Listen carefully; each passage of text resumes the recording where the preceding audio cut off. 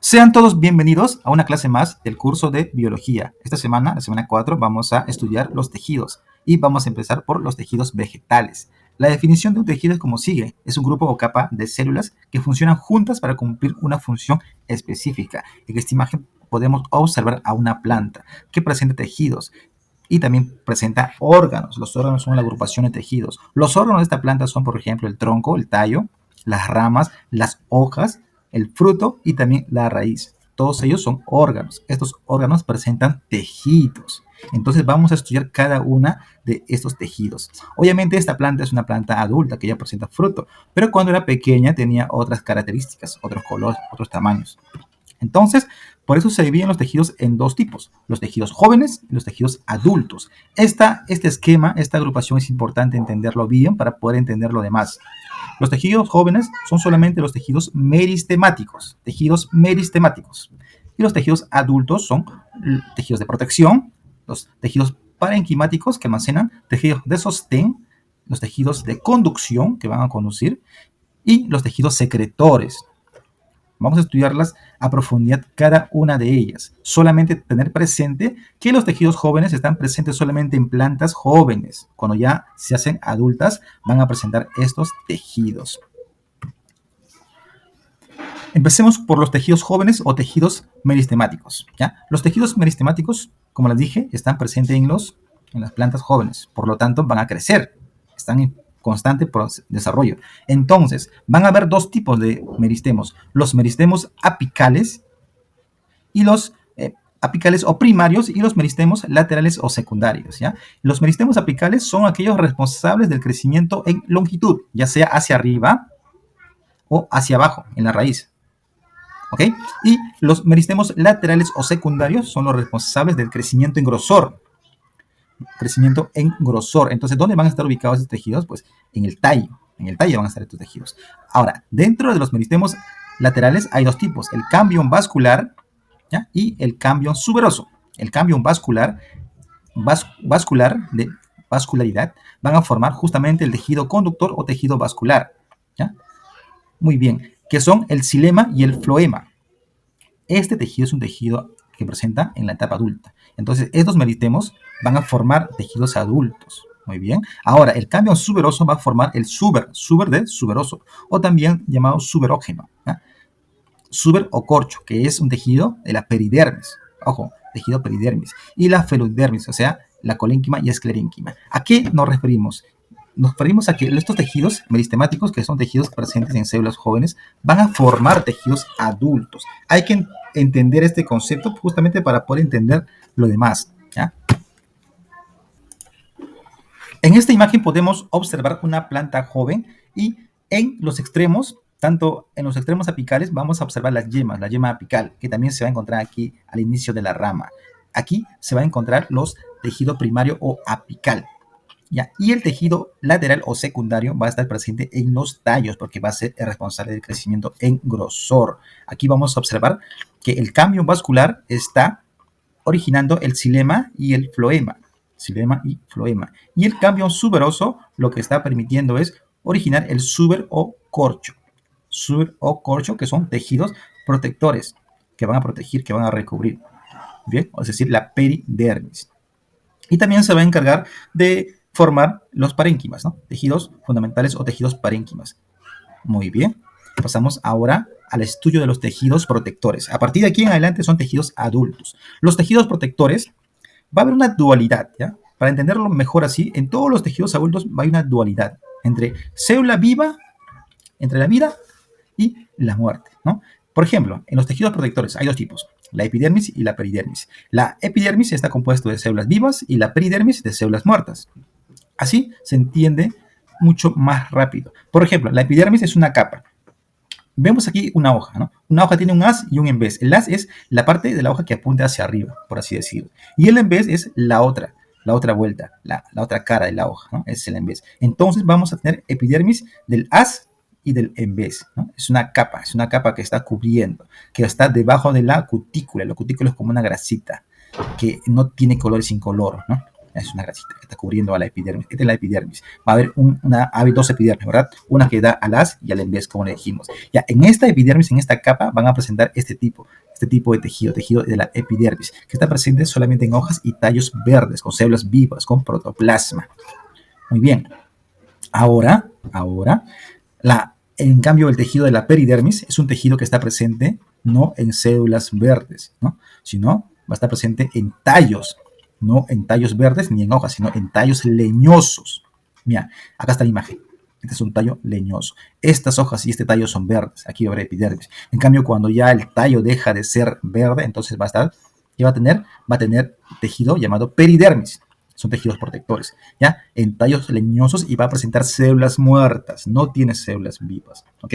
Y las células muertas en el tejido vegetal van a tener suberina en su pared celular. Esto lo vimos en la clase donde observamos la pared celular en los vegetales, ¿no? Va a tener suberina cuando va a presentar células muertas, ¿ok? Ahora, ok, pero antes vamos a observar esta imagen. Esta imagen va a mostrar justamente la peridermis de una planta. Epidermis, donde va a presentar la suberina en su pared, ¿ok? O suberina o corcho, suber o corcho. Muy bien, ahora, dense cuenta que la epidermis va a tener estomas para el intercambio gaseoso. Son como aberturas, ¿ya? Llamados estomas para la respiración. Y mientras que la peridermis no contiene estomas, en su lugar contiene lenticelas, ¿ya? Lenticelas. Entonces, estomas en la epidermis y lenticelas en la peridermis. Bien, ahora pasamos al siguiente tejido adulto, que es el tejido fundamental, tejidos fundamentales o parénquima, ¿no? También llamado parenquimales, ¿ya? Lo mismo. Estos tejidos van a servir como almacenamiento y hay dos grupos, ¿ya? Hay dos tipos de parénquimas o tejidos fundamentales, ¿ya? El parénquima clorofiliano porque únicamente va a presentar clorofila para hacer la fotosíntesis, ¿ya? El otro gran grupo van a ser llamados parénquimas de reserva o parénquimas reservantes, porque van a permitir la reserva. Van a contener varios tipos de reserva menos clorofila, ¿ya? Por ejemplo, van a ser cuando contienen almidón, como por ejemplo la papa, que contiene y almacena almidón en esos tejidos, van a ser llamados tejidos amiláceo, ¿ya? Parénquima amiláceo, ¿ok? Porque contiene almidón, amiláceo porque contiene almidón. Ahora, parénquima acuífero, como por ejemplo este cactus, ¿ya? Este cactus va a ser llamado parénquima acuífero porque va a almacenar agua, ¿no? Va a almacenar agua. Ahora, en estas plantas acuáticas, ¿qué van a almacenar? Una planta acuática, ¿qué va a almacenar? No es agua, va a almacenar aire, ¿ya? Las plantas acuáticas almacenan aire, ¿ya? Por eso se llama que contienen tejido de parénquima aerífero, porque almacena aire. Ahora, en los tejidos de sostén, de soporte o mecánicos, llámalo como tú quieras, tejidos de sostén, tejidos de soporte o tejidos mecánicos, va a presentar también la dualidad, la vida y la muerte, ¿ya? ¿Por qué? La colénquima y la esclerénquima. La colénquima va a presentar células vivas, ¿no? Y, por lo tanto, va a brindar flexibilidad.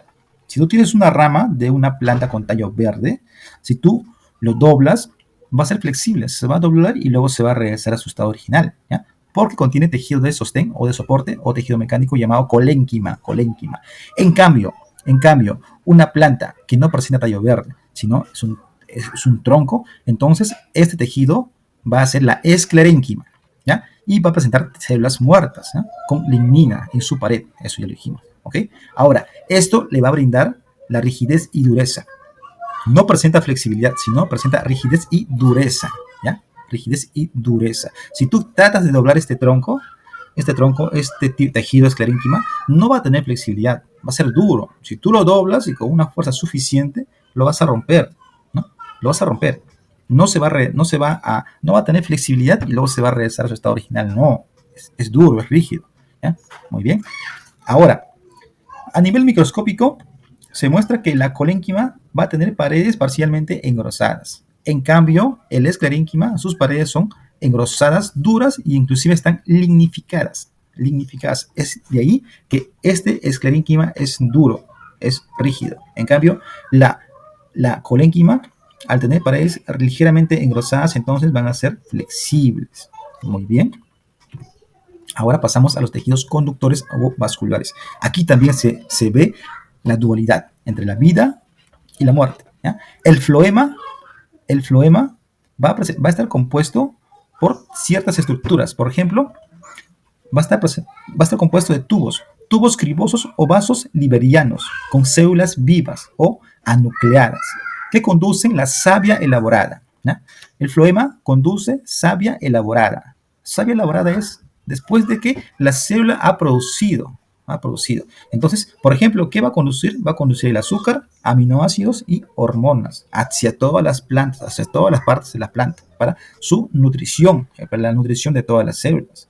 Entonces, el floema o liver va a presentar unos tubos cribosos o vasos liberianos, ¿ya? Vasos liberianos porque contienen liver, con células vivas, ¿no? Muy bien. Y lo principal que hay que acordarse del floema es que van a conducir la savia elaborada y presenta células vivas, con tubos cribosos o vasos liberianos. De ahí también que se llama liver. ¿Ok? Ahora, esto representa la vida. Ahora, el xilema no va a transportar la savia elaborada. Ellos van a transportar la savia bruta. Es decir, desde el suelo van a transportar, como por ejemplo, el agua y ciertas sales. ¿Okay? El agua y las sales lo van a transportar. Muy bien. ¿Y de qué va a estar compuesto? Va a estar compuesto de leña, xilema o leña. Es decir, van a contener tráqueas o vasos leñosos con células muertas, con lignina en su pared. Muy bien. Como les decía, aquí también se repite la dualidad. Floema va a representar la vida porque va a tener floema o liver, va a tener tubos cribosos o vasos liberianos con células vivas. La xilema con tráqueas o vasos leñosos con células muertas, con lignina en su pared celular y va a transportar la savia bruta, agua y sales. El floema va a transportar savia elaborada, es decir, azúcar, aminoácidos, hormonas, lo que la planta ya ha producido. Muy bien. Y por último, los tejidos secretores, como por ejemplo los tejidos nectarios, que van a elaborar néctar. Los pelos glandulares que van a elaborar ciertos aceites esenciales. Y las cavidades secretoras que van a almacenar aceites esenciales. Y también los tubos laticíferos que van a almacenar, que van a secretar látex. De ahí el nombre de tubos laticíferos. Muy bien, eso fue todo por hoy. Si les gustan mis videos y les es de utilidad, por favor suscríbanse. Muchas gracias.